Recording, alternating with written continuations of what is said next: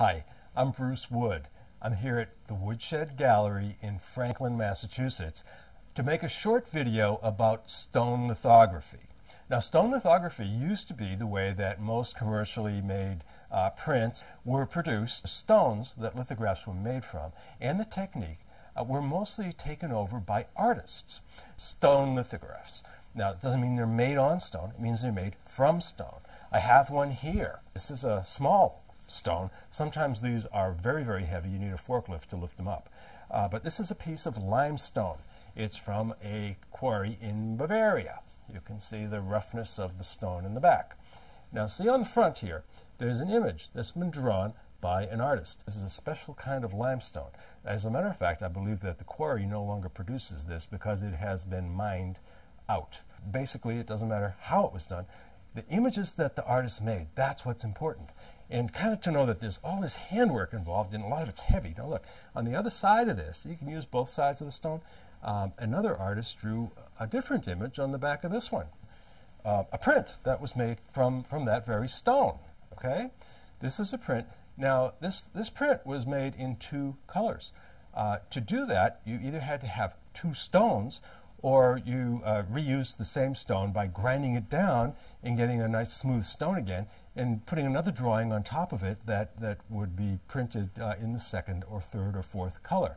Sometimes this was really ambitious, and especially in commercial printing, they'd use, I don't even know, 20, 30, 40, 50 stones sometimes to create a really involved image. But usually these images are black and white. See up here, this is the edge of the stone. It's a mark from the edge of the stone. The artist left a little bit of ink on the edge, and where there wasn't any ink, it kind of impressed itself into the paper. And this is something the commercial lithographers would not do. It is a stone lithograph, and there it is. There's the proof. The edge of the stone is right there.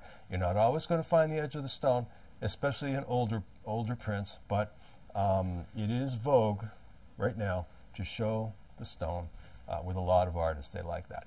If you're lucky enough to get one that hasn't been framed up yet, you might just see the edge of the stone. Now, one of the things you're going to look at with stone lithographs is the texture of the stone. I'm going to show you some close-ups here on slides so you can see what I'm talking about. These stones have texture. As I mentioned, they're a little bit porous. And it's like the tooth of a piece of paper. So when an artist draws on it with a crayon, the crayon goes across the high points of the stone and doesn't really fill in, unless the artist really bears down, doesn't fill in the stone so much. So when it's printed, you're going to see the texture of the stone. Now, this is a way to tell a stone lithograph from other kinds of lithographs. When an artist hand draws on these stones, you're going to see in the gray areas this pattern that I'm showing you right now. And this shows you that it is a real handmade work of art. This is the original, right here. The stone is the original. It only lasts as long as it's being printed, and usually it's then wiped down and ground down to use a new surface for another picture. That's why these become precious.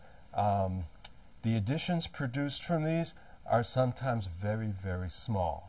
Sometimes 3 pieces, 8 pieces, 10 pieces, could be 100 pieces, but small edition numbers. And the artists usually wrote the number of the prints that they made at the bottom of the image here, along with their signature and maybe a title. This stone was saved at the workshop where the print was produced. It was saved to be used in this kind of a presentation so that people could understand what went into making an artist-made stone lithograph. Now, you can go with confidence into your local art gallery or wherever, and with your magnifying glass, and examine those prints.